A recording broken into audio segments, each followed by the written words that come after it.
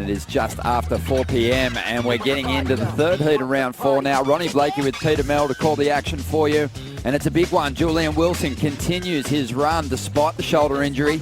He's actually taken the ski back out there, so relinquishing priority. He'll be third in line for that first set that rolls in. He's up against Kanoa Igarashi and Griffin Colapinto. What an exciting heat. What a huge challenge for Julian, though, Pete. I think that if he keeps this determination throughout the rest of this season, we'll see him on the championship tour next season. Here we go, Julian. So he was third in line for priority. He's opted for a medium-sized wave. And he said after his last heat, he just wants to try and connect with some walls that will allow him some space out on the open face to get his turns done. And that's where he can sort of really rely on his variety, Pete. He doesn't need to go to those layback turns and test that shoulder. He's got so many moves that he can go to. Well, he had touched on the fact that he did do a layback on that very first maneuver in that first heat. And it did aggravate it slightly, and so he has changed, but he can go to the air. Has changed it up, but I mean, ultimately, you know, he's got to make some decisions in order to favor that shoulder. Where he's in at the moment, rupturing his AC. And here we go, Kanoa Igarashi at the moment, driving into this first section. This guy's been letting go of some big turns. Added 10 pounds to his frame over the break. So really increasing in muscle mass. That was from this time last year, in fact, and I'm seeing it in the turns. An excellent event for him, really, to be getting to this stage. Survived a couple of low-scoring heats already in this contest. He wants to get some big numbers happening. That's going to help his cause. Strong first turn, links it well to get back to the open face here. Able to whip his board through a couple of big calves now out on the open face. So this is already looking like the best wave of this heat so far. Needs to do what the judges want to see as we see this bigger wave here of Julian Wilson, and this is by far the best wave we've seen him surf this entire event. You know, he has had a few low-scoring heats, but he's done enough, and now knowing he has to step it up against the youngsters, beautiful arc there, and then finishing strong by tagging it. This is going to be an excellent number. He likes the feel of it too. Just to actually put together a solid ride. Remember, he had a 7.3 as a heat score total in his winning heat in the third round over Michael February. That was his best wave he's had this whole event. Right behind him, Griffin Colapinto up, his first ride. Two former Triple Crown champions out there at the moment. Well, let's see how the young Californian can get this heat started. Won the qualifying series in exciting fashion. Performing really well at the end of the season in Hawaii.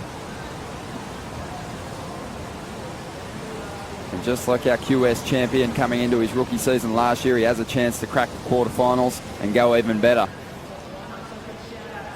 Aggressive performances. He wasn't safe surfing. He's getting comfortable surfing to his full potential with the jersey on, something he's been doing for a couple of years now. Absolutely. We remember the air he did as we watched this replay. Smaller wave compared to Julian's.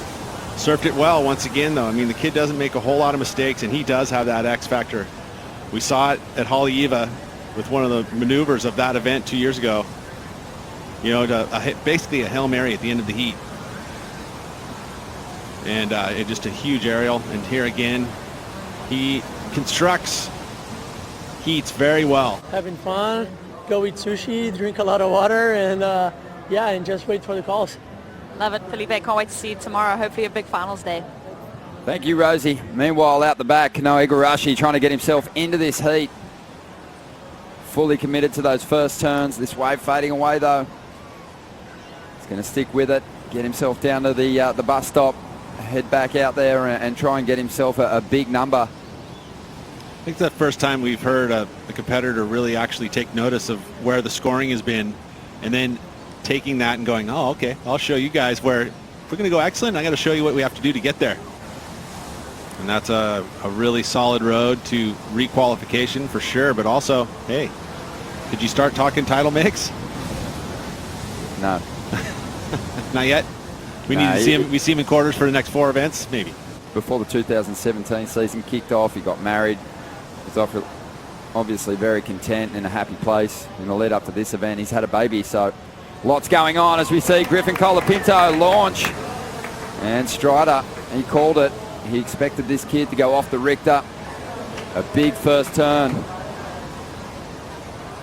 And now starting to combo up some carves on the inside. We just love it. You mentioned the big air from Haleiwa 2016. That really caught our attention. And everyone started talking about this kid's chances of getting to the championship tour. He realised he wanted some tactical help. He called on Jake Patterson. And Jake Patterson quickly nicknamed him the Sponge. Jake saying is, mate, just have fun, attack it. You know, really go for it. So here's an example. I mean, look at this. I mean, first section, did not hold back. Big frontside, tail whip into reverse, comes out with speed, and then this wave loads up for him. And again, just cleans it up. And anytime you can see a surfer go big on that first high-risk moves like that, you know, the judges will take notice. Already has a 6.33 in a score line. You would say this is going to be in the good range as well. And he's not scared to go big, you know, and that's a huge thing. Just to be don't carry that fear at going for those high-risk moves. And he's done it for a long time, and he does have a good strike rate. As you can see again, look at the grab. Nose pick slide all the way around. love that camera work too, getting to see that crowd here on Wednesday afternoon to watch the eyes. You see where the eyes are. He eyes it, knows what he's doing. I mean, he's already decided this is going to be that section to go for this move. Gets the grab. You know, it's almost a version of what we saw from Felipe do, but above the lip. Whereas a lot of times if you get there late, that's the kind of move you can do, but it's a similar kind of rotation and grab. We'll have a look how much the wind's backed off too since that last heat when Felipe surfed. He had to kind of keep his board under the lip. Griffin identifying that and taking to the air. Wilson up at the moment, trying to get rid of a 3.17. Smooth flow. It has helped a lot for keeping things. And also, you know, there was the forecast of it kind of settling, I guess is the word that you could use. It didn't necessarily, you know, there was a major pulse, and then we're going to see a new pulse tomorrow. Let's take a look at the replay here from Julian Wilson. Again, trying to back up his 8.5, make sure that he gets at least that 12, 13 points up there, which he's done. And now pressure's on Kanoa Igarashi in this last 17 and a half minutes to produce. He's got a 5.17, and then there's the score from Griffin. Welcome back to live action here at the Quiksilver Pro. Kanoa Igarashi spinning into this one. Finds himself back in third place, in danger of being eliminated from the contest, but lighting this one up. So Kanoa potentially on his way to his best score so far. He did have a 5.17. At the moment, he's chasing Julian Wilson. He's holding on to an 8.5 and a 4.17. Kanoa needs a 7.51 to get into second spot. Just over 15 minutes to go here. Take a look at it again. Nice big sizable set wave. First maneuver goes for that tail whip reverse. Does not do the grab like we saw from Griffin. And not quite the same height or amplitude, but kept at it and got a nice maneuver on this section as well. That time very similar. No grab. Nose picks the nose. Slides the tail. Regains control. So two innovative maneuvers there. The old wizards on tour. Well, I was going to say, if there's 13 there, that means there's at least another 15 on the other side. Some of the old boys are surfing very well. Griffin Colapinto up again. Big carve to get started on this one. Loading up. Big tail drop float. Gets lost somewhere in the trough there. Replay here. Griffin. Beautiful arc. I mean, so mature. Even at 19, he understands his turn placement. Julian, he's going to get a shot at replacing that 4.17. And this wave's standing up pretty nicely. Medium-sized ride. Julian looks like he's playing a smart game out here at the moment. He's aware that he can keep pushing third place further away if he can replace his 4.17. Got so much variety already. Kind of re-watching this wave here from Julian Wilson, trying to improve on that 4.17. He may do that just by a smidge. Again, pushing that allocation needed from Kanoa a little higher. Just compare Julian's performance in this heat to his last, and he's really not making any mistakes here. He was in third priority, got a quick wave. But like we said, he's in a good spot and taking off once again here. Maybe he'll put the foot down a little harder this time. Smooth lines to begin this ride. Then he swings the tail up into the pocket once again. So really flowing nicely. Getting some body torque into his surfing now. Getting the crowd invested in this one too. Oh, he's one of the lone Aussies in this bottom half. As we watch the replay here, again, I've always touted Julian's bottom turns as one of the best. I love how long he can sit off the bottom and keep that speed driving through his maneuvers. Gives him all that ability to set up and time each maneuver. It also really helps when he's going to the air to get that spring. Back on the ski and waiting on the numbers to come through. Meanwhile, out the back. Now it takes a fall there. Looked like he just hit a chop or something. Feels like he'll better the 493. Again, making it a bit more challenging for Kanoa as he takes off now. Igarashi drawing off the bottom into this first section. Beautiful release of the tail in the pocket. Climbs up over the foam and kicks the fins out once again. He's really on at the moment, Kanoa. Has looked good in each of his heats. Just not really able to connect with a wave with those big tall sections or multiple tall sections that he can link a couple of those big moves together. That was a good start to this ride though. Julian is going to improve his situation here, Pete. He might even snag the lead. We're also getting rid of people, which is fun.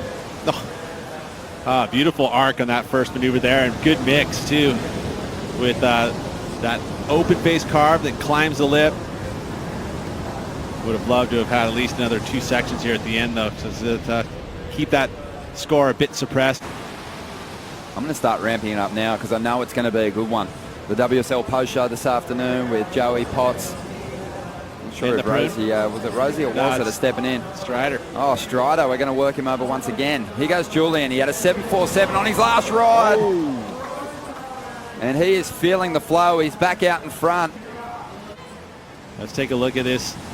And talk about brave performances. Watch how far he goes. It's a nice little 6-foot drop. Look at the technique. He puts no grab and just pokes the tail. Keep that shoulder tucked in.